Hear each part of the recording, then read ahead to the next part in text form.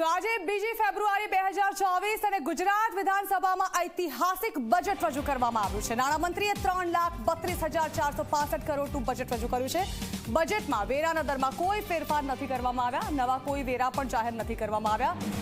ગુજરાતને ગુણવંતુ ગરવી ગ્લોબલ અને ગ્રીન બનાવવાનો ધ્યેય આ બજેટમાં નક્કી કરવામાં આવ્યો છે। ગરીબ યુવા અન્નદાતા અને નારી શક્તિને બજેટમાં પ્રાધાન્ય આપવામાં આવ્યું છે। અમૃતકાળના આગામી 25 વર્ષને ધ્યાનમાં રાખીને આ બજેટ રજૂ કરવામાં આવ્યું છે। બજેટમાં સૌથી મોટી જાહેરાત જનરક્ષક યોજનાની કરવામાં આવી। હવે રાજ્યમાં એક જ નંબર 112 પર પોલીસ અને ફાયર તેમજ ઇમરજન્સી સુવિધા મળશે।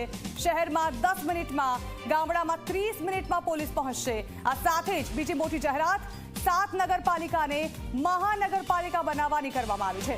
રાજ્યના 7 શહેરોને મહાનગરપાલિકાનો દરજ્જો હવે મળશે, જેમાં નવસારી, ગાંધીધામ, મોરબી, વાપી મહાનગરપાલિકા બનશે, તો આણંદ, મહેસાણા, સુરેન્દ્રનગર, વઢવાણ મહાનગરપાલિકા બનશે। અને આ વખતના બજેટમાં રાજ્ય સરકારે પ્રધાનમંત્રીના નામથી યોજનાઓ શરૂ કરી છે।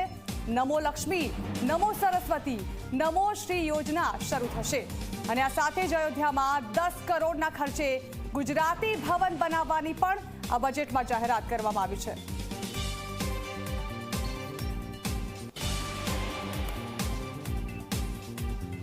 કરી છે તે બદલ હું આણંદના પ્રજાજનો તરફથી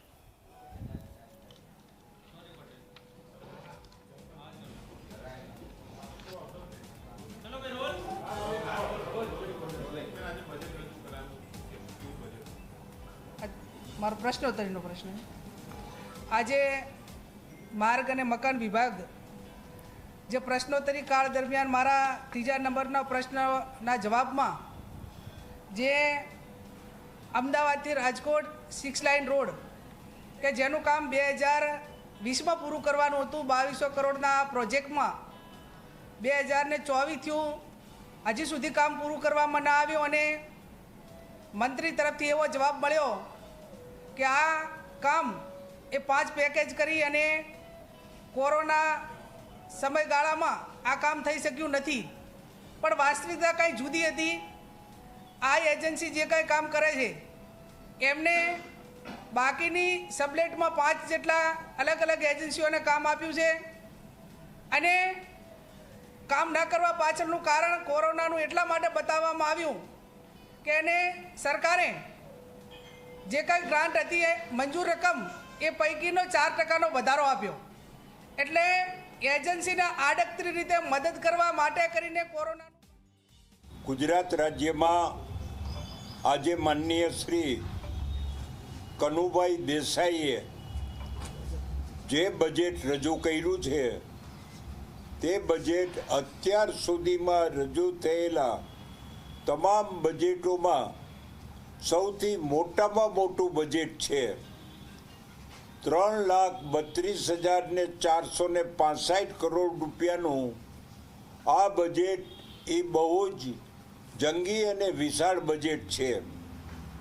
હંમેશા બજેટ કેટલા રૂપિયાનું છે એ મહત્વનું નથી, પરંતુ બજેટની વિભાગ પ્રમાણેની વહેંચણી એનું મહત્વ વધુ હોય છે।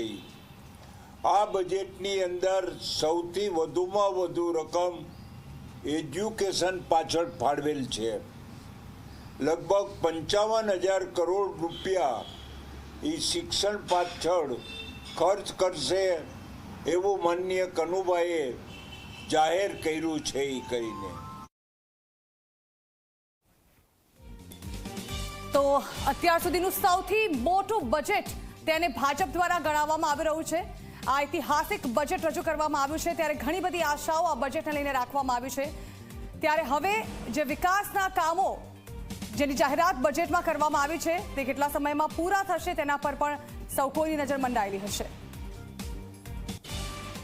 ગયા દિવસે ગઈકાલે જે ઉદ્યોગો ઉપરનો ટેક્સ હતો એમાં ઘટાડીને 22% કર્યો, એમ ગુજરાત રાજ્યની અંદર પણ ઉદ્યોગોનો વિકાસ થાય એના માટે થઈને ખૂબ જ બજેટની ફાળવણી કરવામાં આવી છે।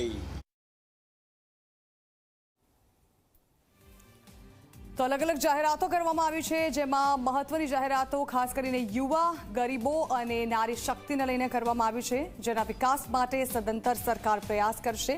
તેના માટે પણ બજેટ ફાળવવામાં આવ્યું છે. સાથે જ પોલીસ, ફાયર અને અન્ય ઇમરજન્સી સેવા પર જે નંબર જાહેર કરવામાં આવ્યો છે 112, જેના પર તમને તુરંત ઇમરજન્સી સેવા મળશે.